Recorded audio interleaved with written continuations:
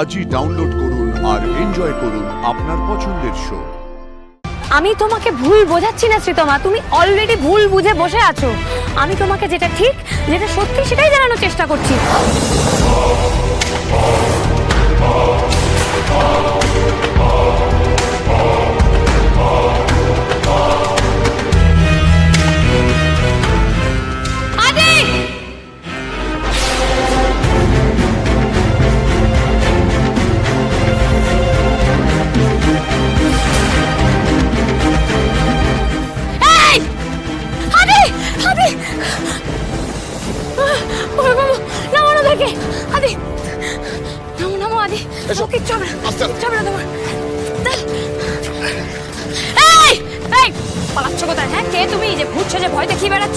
সুপ্রতিম তো তুমি নও, সুপ্রতিম তো এভাবে ধরা যাবে না, সুপ্রতিম তো ধরা ছড় বাইরে। তাহলে কেন তুমি বারবার ওকে সবার মাঝখানে জড়াচ্ছ? কি স্বার্থ তোমার বলো? মুখোশটা খুলে গেলেই বেরিয়ে যাবে যে আসল মানুষটা কে মুখোশের আড়ালে।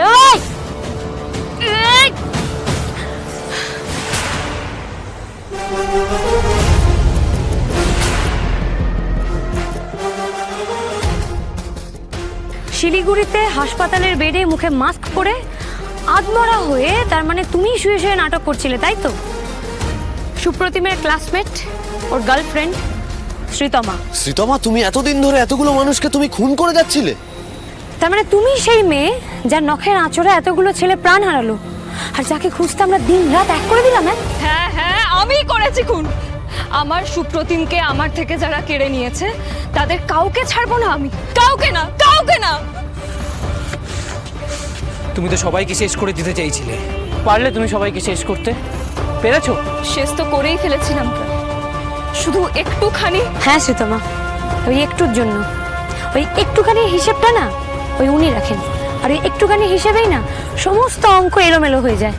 আর কি বলতো, উনি যদি না চান তাহলে কারোর মৃত্যু হওয়া সম্ভব নয়।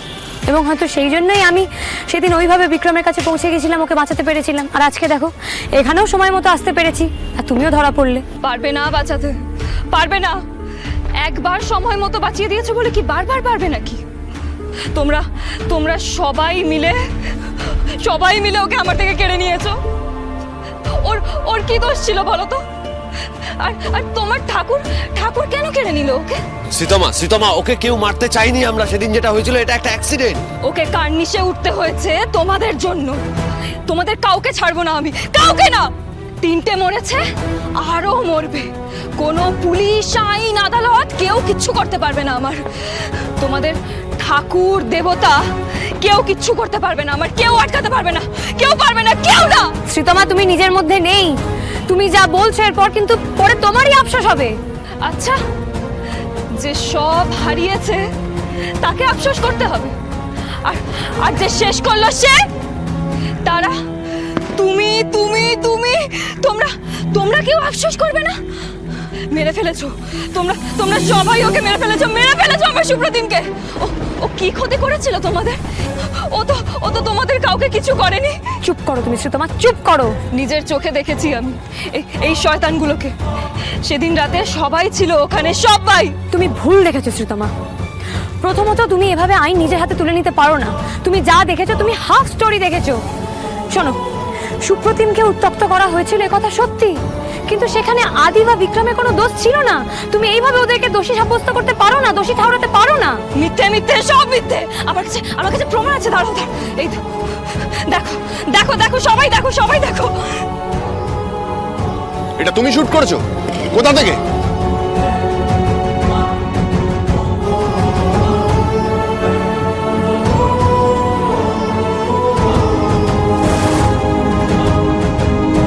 বুঝলাম ময়ূকবাবু, তার মানে শ্রীতমাই সেই মেয়ে যে এই সমস্ত ভিডিও থেকে স্টিল গ্র্যাব করে করে পুলিশকে পাঠিয়েছিল, তাই তো শ্রীতমা? হ্যাঁ, পাঠিয়েছিলাম, কিন্তু পুলিশ তো তোমাদের সাথে দাঁড়িয়ে আছে। আইনের পক্ষেই থাকে। একটা অন্যায় দেখে তুমি অনেকগুলো অন্যায় করে ফেললে শ্রীতমা। ন্যায়, অন্যায়, আইন, বেআইন কোনোটাই ভালোবাসার কাছে খাটে না। মন নিজের নিয়ম নিজেই বানিয়ে নেয়। কিন্তু মনের কথা যে সবসময় শুনতে নেই শ্রীতমা। আমি তোমার অনেক নাম শুনেছি, আর একজন ভালো ডাক্তারের থেকেও বেশি শুনেছি তোমার ব্যবহারের জন্য। তুমি নাকি পেশেন্টদের মন বোঝো, আর এই তুমি এদিকে আমার মনের কথা একটুও বুঝলে না। এটা এটা কি আনন্দী ম্যাডাম? দ্বিচারিতা? শ্রীতমা, তুমি নিজেও জানো না তুমি কি বলছো। জানি জানি, ওনার অনেক নাম শুনেছি আমি, ওনার সততা, ওনার সাহসিকতা সবকিছু শুনেছি আমি। এই দেখো আনন্দী ম্যাডাম, দেখো ভিডিওটা, ভিডিওটা দেখো, তুমি দেখো। এই যে আদিদেব লাহিড়ী, বিক্রম, কাব্য, আরুষ, টিটো, অপূর্ব, এদের মুখ চোখগুলো দেখছো? দেখো দেখো কেমন আনন্দ করছে, দেখো দেখো সবাই দেখো। এই যে দেখো হাত তুলে কিরকম ভাবে ইনসিস্ট করছে, ওদের কথাতেই কিভাবে ও রেলিং এ উঠে গেল। ওই দেখো আদিদা ওকে কার্নিশ থেকে নামতে বারণ করছে কিভাবে হাত দেখিয়ে, দেখেছো তুমি? দেখো দেখো কিভাবে আদিদা ওর হাতে মদের বোতলটা তুলে দিচ্ছে, ওকে কিভাবে মদ খেতে বাধ্য করছে। সুপ্রদীপ জীবনে মদ খেয়ে দেখেনি, আর ও মদ খাচ্ছে। কি বলো তো সুতমা, কিছু কিছু কষ্টের না কোনো সান্ত্বনা হয় না। আমি তোমাকে সান্ত্বনা দেবও না, আমি শুধু তোমাকে এইটুকুই বলবো, আমরা সবাই তোমার পাশে আছি। তুমি যতদিন না নিজেকে সামলে উঠতে পারছো, আমরা সবাই আছি তোমার সাথে। রাত 9টার পর ছেলে মেয়ের দুজনেরই হস্টেলের দরজা বন্ধ হয়ে যায়। তারপরে আমাদের দেখা করতে ইচ্ছে হলে আমরা দুজনেই আমাদের হস্টেলের ছাদে গিয়ে দাঁড়াতাম। ওখান থেকেই দুজনকে দেখতাম। ও ইশারা করতো আর আমি ইশারায় উত্তর দিতাম।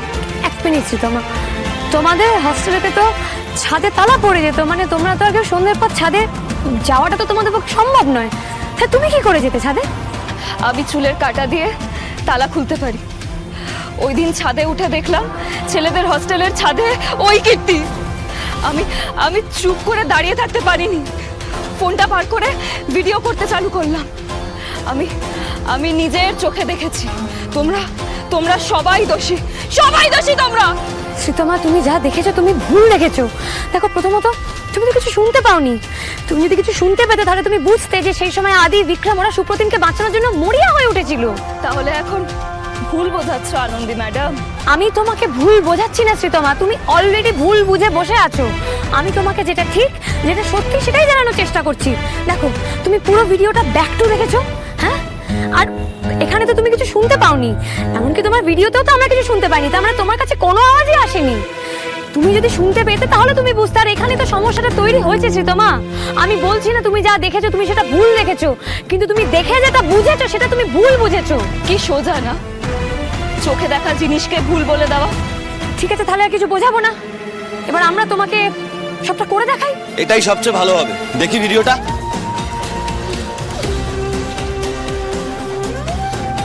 বিক্রম, কাব্য, আরুষ, তোমরা যে যে পজিশনে ছিলে সেই পজিশনে যাও। আমি এখানেই ছিলাম। আচ্ছা, আমি এখানে দাঁড়ালাম, আর আরুষ তুই এখানে ছিল? আমি এখানে ছিলাম। অপূর্বদা, তোমরা ওই দিকটাতে যাও। হ্যাঁ, আর বাকিরা?